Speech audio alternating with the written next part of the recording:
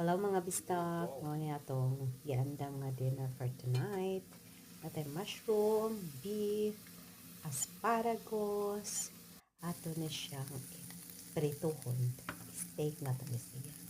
Kunya na ay bacon, giluto na to ang mushroom sa bacon.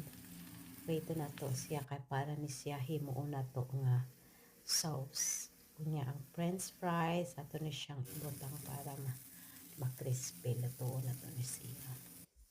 Kanya ang atong beef, atong lutuon siya side to side para ma-well done ang atong beef steak.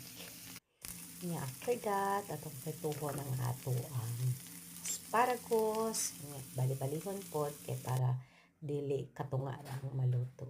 Kanya mauna ni nga atong dinner, atong sauce, mushroom sauce, kunya ang atong beef, kunya ang ato ang asparagus, ug ang atong drinks for tonight.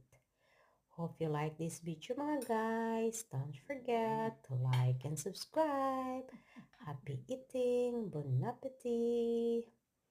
Kain na tayo guys! Yum, yum, yum!